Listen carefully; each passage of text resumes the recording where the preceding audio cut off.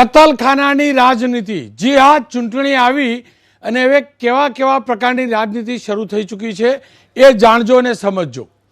કતલખાનાની રાજનીતિ મુસ્લિમ મતદાતા ગુજરાતમાં 10% છે. એ મતદાતાઓને લુભાવવા માટે ઓવેસીની પાર્ટી આ નવી રાજનીતિ શરૂ કરી છે. ઓવેસી છેલ્લા કેટલાક સમયથી ગુજરાતમાં આવી રહ્યા છે અને ચૂંટણી પ્રચારના જે મિટિંગો હોય છે, રેલી હોય છે, તેની અંદર એમ કહી રહ્યા છે કે ગુજરાતમાં કતલખાના બંધ પડ્યા છે, સરકારે કતલખાના બંધ કરાવ્યા છે. જો અમારા ઉમેદવારો ધારાસભ્ય બનશે તો ગુજરાતભરમાં બંધ પડેલા કતલખાનાને શરૂ કરાશે. આપ વિચાર તો કરો. મને એમ હતું કે કદાચ એમ કહેવામાં આવશે કે આટલી શાળાઓ બંધ પડી છે. મુસ્લિમ મતદાતાને ખુશ કરવા એમ કહેવાતે કે આટલી ઉર્દુ શાળાઓ શરૂ કરાશે, હોવી જ જોઈએ. આટલી સાયન્સની નવી શાળા કોલેજો ચાલુ કરીશું. ના, મુસ્લિમ વિસ્તારોમાં, મુસ્લિમ જે રહે છે એ વિસ્તારોમાં રોજગારીની નવી તકો ઊભી કરીશું. મુસ્લિમ ઉદ્યોગ કરતો થાય એ માટે નવી યોજના લઈ આવીશું. આ નહીં. વાત શું કરવામાં આવી? કતલખાના શરૂ કરાવવામાં. ગાંધીનું આ ગુજરાત છે, સરદાર સાહેબનું આ ગુજરાત છે, અહિંસાને વરેલું આ ગુજરાત છે. મુસ્લિમ મતદાતાઓ છે તો મારા જૈન ભાઈઓ પણ છે, તેમની ધાર્મિક લાગણી પણ છે, પરંતુ 10% મત, 10% મત, 9.57% મત છે એ લેવા કેવા પ્રયાસો શરૂ થયા છે ને આ જોજો. ભાજપ કોંગ્રેસ નહીં બોલે, કારણ કે એ પણ કોઈને નારાજ કરવા માંગતા નથી, પણ જે મુદ્દો છે એ મુદ્દે બોલવું જ જોઈએ. આવો સાંભળી લઈએ ઓવેસીનું એ ભાષણ. मैं यहाँ पर मिर्जापुर में आवाम के दरमियान में खड़े होकर आपको ये भी बताना चाहता हूँ कि गुजरात में 36 स्लॉटर हाउसेस हैं, जिसमें से 32 बंद हो चुके हैं और सिर्फ 4 काम कर रहे हैं, क्योंकि एक बहुत बड़ी तादाद हमारे कुरैश भाइयों की यहाँ पर रहती है.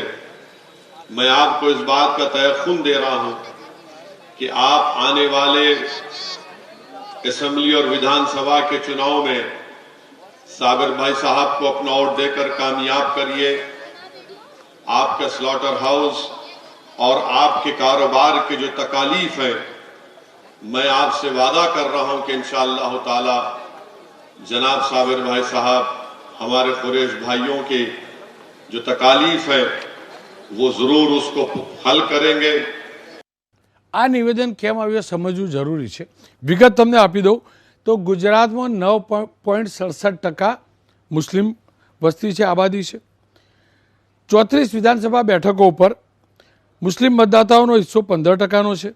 21% બેઠકો ઉપર મુસ્લિમ મતદાતાઓનો હિસ્સો 20% કે તેનાથી વધુ છે.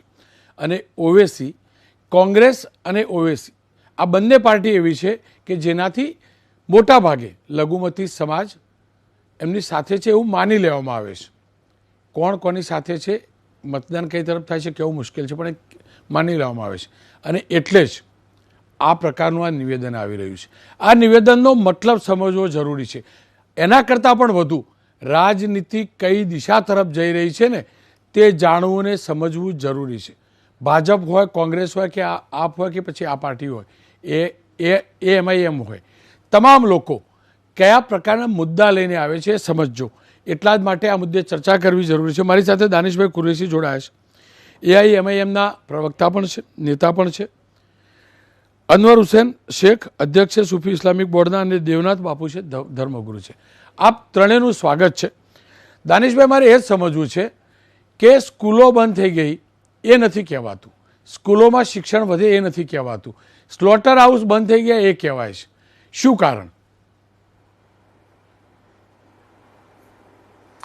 જો સૌથી પહેલી વાત તો રોનકભાઈ, સ્ટાર્ટિંગમાં જે તમે એપ્રિહેન્શન આપ્યું છે આ ડિબેટને કે ભાઈ ગુજરાતની અંદર લઘુમતી સમાજ, અલ્પસંખ્યક મુસ્લિમ સમાજની વસ્તીની જે તમે વાત કરી છે, તો હું તમને કહી દઉં કે આપણા સ્ટેટમાં નોન વેજીટેરિયન સોસાયટીની વસ્તી 61% છે, which is too larger than the population of Muslim. એટલે આ વસ્તુ અહીંયા ક્લિયર થઈ જાય છે કે નોન વેજીટેરિયન સોસાયટીમાં મુસ્લિમો પણ છે, પણ એ સિવાયના બીજા ધર્મ માનનારાઓ કે અમુક ધર્મ ના માનનારાઓ પણ નોન વેજીટેરિયન છે. એની અંદર આપણે એપ્રોક્સિમેટલી એવું માની લઈએ કે 20% એ 61 માંથી એમ સમજી લો કે એવરેજ 35% લોકો એવા છે જે બફેલો મીટ ખાય છે, અને કોઈ પણ પરમિટેડ જે જાનવર છે જે કાયદાકીય રીતે પરમિટેડ છે સ્લોટ કરવા માટે, એને સ્લોટિંગ કરવો કોઈ ગુનો નથી. આટલું સમજી લેવાની જરૂર છે. કોઈ પણ એક સમાજની એપીઝમેન્ટ માટે તમે 36 સ્લોટર હાઉસમાંથી 32 સ્લોટર હાઉસ તમે બંધ કરી નાખો. તમે એમ કેમ માની લો છો કે એક જ કોમ્યુનિટીને સ્લોટર હાઉસ શું મુસ્લિમ જ ચલાવે? જો આ વ્યવસાય છે જ નોનવેજનો તો મુસ્લિમ જ એકલા કરે, મુસ્લિમને જ અસર કરે એવું તો હોય ન શકે.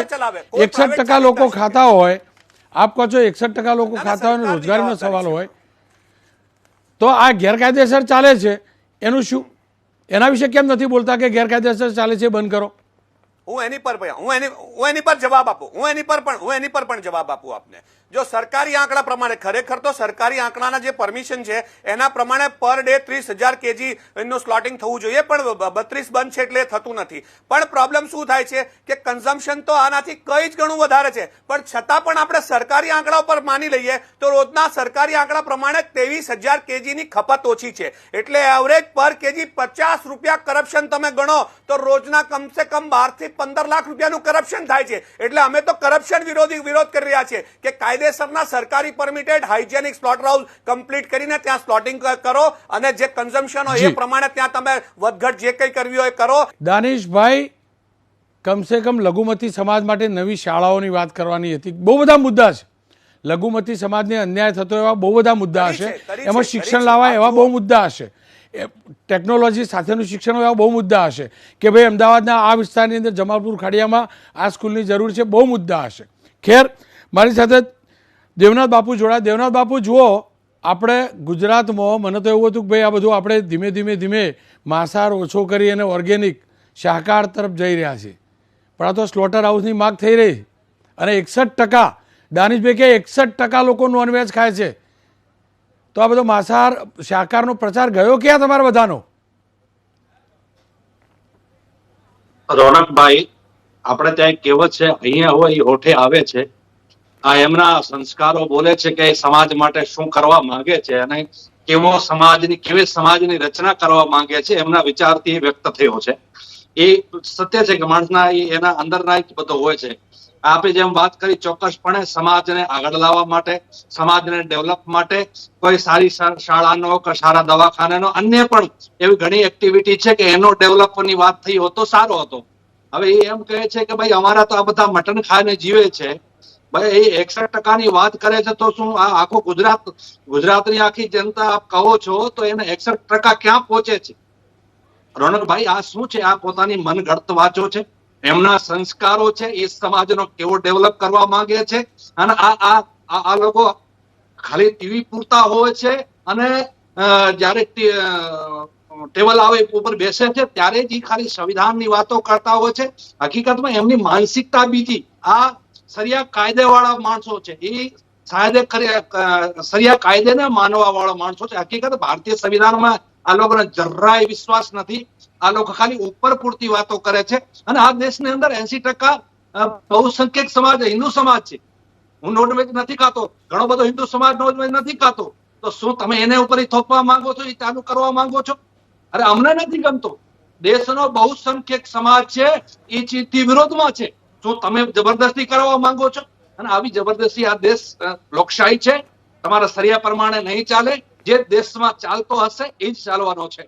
આપ જોડાયેલા રહેજો. મારી સાથે અનવર હુસેનજી જોડાયા છે. અનવર હુસેનજી, જુઓ, મારો જાજો અભ્યાસ નથી, કારણ કે હું નોનવેજ ખાતો નથી, હું જાજુ જાણતો પણ નથી, લારી ઉપર ઊભો પણ નથી રહેતો.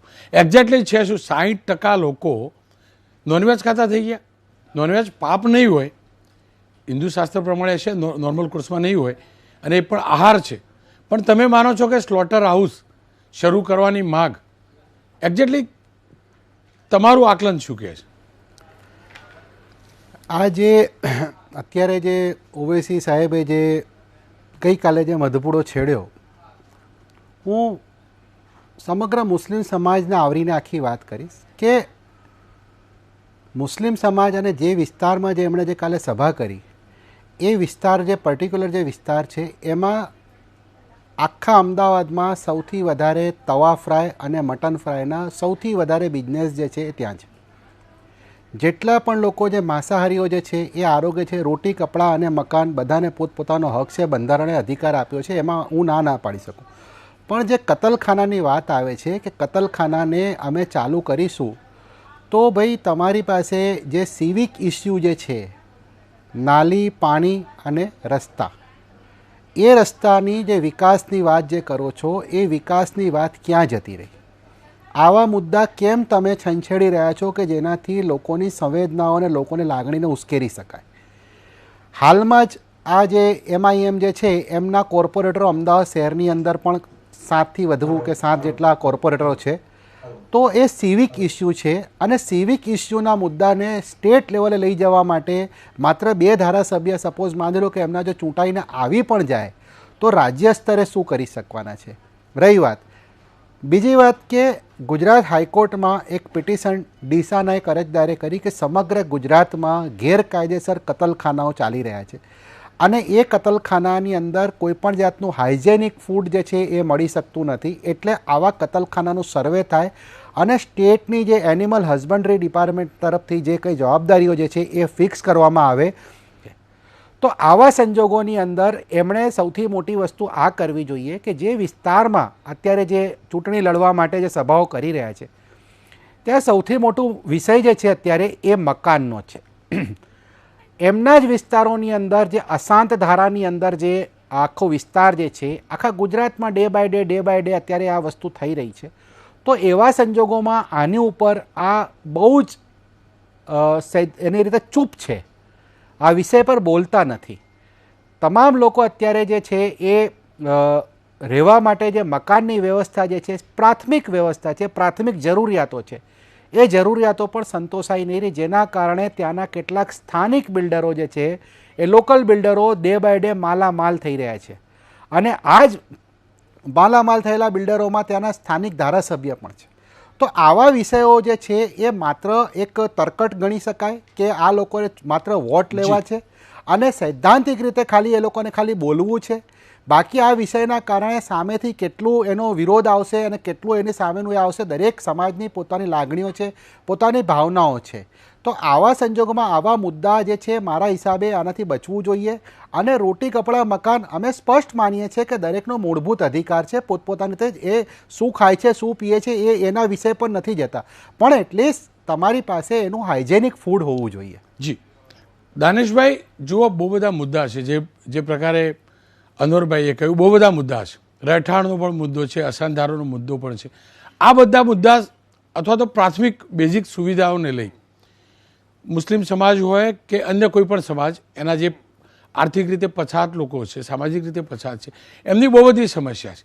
એની ચર્ચા ઓછી અને ધાર્મિક ચર્ચા વધુ કેમ? શું કારણ? શું ધર્મના બેઝ ઉપર પોલિટિકલ પાર્ટી ચલાવવા માંગો છો? અને શું એક ધર્મ પૂરતી જ તમારી પાર્ટી છે? મને સમજાવો. રોનકભાઈ, સાંભળો રોનકભાઈ, અનવરભાઈ જે વાત કરી એની સાથે હું પાર્ટલી એગ્રી કરું છું, પાર્ટલી નથી કરતો. હું તમને કહું, એમણે વાત કરી અશાંત ધારાની, અપવાદરૂપ કિસ્સામાં એમણે જે વાત કરી છે એ 100% સાચી વાત છે કે 2 બાય 2 ના જે ફ્લોરિંગ બનાવી રહ્યા છે અને અશાંત ધારામાં પોતાનો હિત અને પોતાનો બિઝનેસ અને વ્યવસાય કરતા લોકો સમાજ માટે, કોઈ પણ સમાજ માટે અપવાદરૂપ છે. પણ બીજા નંબરની વાત કરું, અશાંત ધારાની આપણે વાત કરીએ રોનકભાઈ, તો એ બાબતનો મને ગર્વ છે કે ગુજરાત હાઈકોર્ટની અંદર અશાંત ધારો નાબૂદ કરવા માટેની પિટિશન દાનિશ કુરેશીએ કરેલી છે. ધાર્મિક બાબતની વાત જો આપ કરતા હોય તો હું તમને કહી દઉં, આમની અનવરભાઈની પહેલા કોઈક પેનલિસ્ટ બોલતા હતા કે આમના સંસ્કાર છે, આ છે, તે છે. હું એ ભાઈને કહેવા માંગુ છું, મને ખ્યાલ નથી એ ભાઈ કોણ છે કારણ કે મારી સામે બાપુ છે, કહી દઉં કે નેશનલ ઇન્સ્ટિટ્યૂટ ઓફ ન્યુટ્રિશન જે છે, દેવનાથ બાપુ, નેશનલ ઇન્સ્ટિટ્યૂટ ઓફ ન્યુટ્રિશન જે છે એ ભારત સરકારનું એકમ છે જે પ્રધાનમંત્રી નરેન્દ્ર મોદીજીના અંડરમાં આવે છે અને એ પ્રમોટિવ પ્રોગ્રામ ચલાવે છે કે તમે નોન વેજીટેરિયન કન્ઝ્યુમ કરો. એની અંદર મીટ, બીફ, પીન્સ બલ્સ એ બધી જેટલી આઈટમો છે તમામનું લખે છે, તો શું એમના સંસ્કારો બાબતે આપ પ્રશ્ન કરશો સરકારના? ત્રીજા નંબરની વાત, ભારતના બંધારણે તમામ લોકોને અધિકાર આપેલા છે, ને હું જે વાત કરું છું એ કાયદાકીય દ્રષ્ટિકોણથી વાત કરું છું, અને આ જેટલા બી સ્લોટર હાઉસ છે એ ગવર્મેન્ટની લોકલ બોડીઝ જે છે એના હસ્તક આવે છે. અને વાત કરી અનવરભાઈએ કે ઇલીગલ, 100% સાચી વાત છે. અમે તો ઇલીગાલિટી ખલાસ કરવા માંગીએ છીએ, પણ ઇલીગાલિટી ક્યારે ખલાસ થશે? તમે સૌથી પહેલા તો સ્લોટર હાઉસ તમે બંધ કરો. હવે વસ્તુ આપ સમજો, કોઈ વસ્તુની અવેલેબિલિટી ના હોય અને એનું કન્ઝમ્પશન હોય તો એની અંદર ખોટા ધંધા કરનારા વાળા 2 નંબરના અને ખરાબ માનસિકતા વાળા લોકો તો આવી જ જશે, અને નોન હાઇજેનિક વસ્તુઓ તમારે સોસાયટીની અંદર ફેલાતી જ જશે. એક પ્રતિક્રિયા લઈ લઉં. દેવનાથ બાપુ, આપ જો કંઈક કહેવા માંગતા હોય દાનિશભાઈ જે મુદ્દો ઉઠાવે છે એના ઉપર. દાનિશભાઈ પહેલે તો એમ કહે છે કે હું સેક્યુલર છું અને હિન્દુ પ્રત્યે બધો પ્રેમ રાખું છું, તો એ અમને ખબર છે કે કાશી વિશ્વ મહાદેવના વિષયમાં તમે શું લખ્યું તો પછી જેલ ગયા છે. અમને ખબર છે કે તમારી ભાવના અમારા પ્રત્યે, હિન્દુ સમાજ પ્રત્યે તમારી કેવી ભાવનાઓ છે, હિન્દુ ધર્મ પ્રત્યે તમારી કેવી ભાવના અમને ખબર છે. અને રહી વાત, આપ જો આ કતલખાનાની વાત કરો છો, નરેશભાઈ, કઈ સારો કામ લાવો, સમાજને શિક્ષણ માટે, સમાજને ડેવલપ માટે સારો લાવો. આવી રાજનીતિ કરીને તમે વોટ લેવા માંગતા હો તો આવામાં કઈ થશે નહીં, અને આમાં તમે કોઈ ન્યાય થવાના નથી. સત્ય છે, તમે કઈ કરવા માંગતા હો સારો સમાજ માટે લાવવા માટે, અને ભારતને સંવિધાનમાં કઈ વિશ્વાસ રાખતા હો, પણ તમે તમારી પાર્ટી રાખતી નથી. અમને ખબર છે કે તમારા હૈદરાબાદ ની અંદર ઉભા થઈને કહે કે 15 મિનિટ તમારી અમારી પોલીસને તમે છૂટ આપો, ભારતની પોલીસને 15 મિનિટ માટે છૂટ આપો, અમે કરી બતાડીએ. એટલે તમે એ ભાવના વાળા લોકો છો, આવી માનસિકતા લઈ ચાલો છો.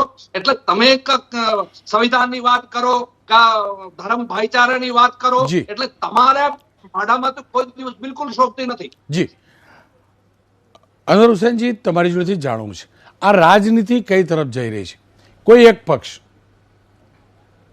એક જ સંપ્રદાય, એક જ સમુદાયની જ વાત કરે, આ કેટલું યોગ્ય? એ ભાજપ હોય, કોંગ્રેસ હોય, આપ હોય કે આજે હોય, અને શું માનો છો? મુસ્લિમ તુષ્ટિકરણ માટે આ પ્રકારના નિવેદન આવી રહ્યા છે? આ પહેલી વાત તો એ છે કે દરેક પાર્ટી પોતાની જાતને સેક્યુલર ગણાવે છે, કોઈ પણ પાર્ટી હોય, પણ અલ્ટિમેટ એમનો જે કોર મતદાર વર્ગ જે છે એ મતદાર વર્ગ કયો છે એ સિલેક્ટિવ હોય છે. તો આવા સિલેક્ટિવ મતદાર વર્ગની સામે આ લોકો જ્યારે જાય છે ત્યારે વાત જુદી કરે છે, જ્યારે સત્તામાં આવે છે ત્યારે વાત જુદી કરે છે. એટલે અગત્યની વાત તો એ છે કે મુદ્દા એવા હોવા જોઈએ કે જે સર્વ સમાજને સમાવેશ કરી શકે એવા હોય, અને તમામ લોકો એની અંદર એમની સાથે હોય. અત્યારે એ જે વાત જે કરી રહ્યા છે, MIMના જે અધ્યક્ષ જે છે વાત કરી રહ્યા છે, એ વાત એ પ્રકારની કરી રહ્યા છે કે સમાજમાં ધ્રુવીકરણ થાય, સમાજની અંદર લોકોની અંદર વૈમનસ્ય વધે, અને વૈમનસ્ય વધે એટલે જ આ મુદ્દાને ઉખેડવાની, આ મુદ્દાને અત્યારે જે જરૂર પડી. ચૂંટણીની અંદર આ વસ્તુ કહેવાની જરૂર જે છે એ એમની રાજકીય જરૂરિયાત દેખાય છે. તો હું તો બહુ સ્પષ્ટ માનું છું કે આ વસ્તુ, આ મુદ્દાઓ, આવા જે ઉશ્કેરણીજનક મુદ્દાઓ માત્ર ચૂંટણીના સ્ટન્ટ સિવાય કશા હોઈ શકતા નથી.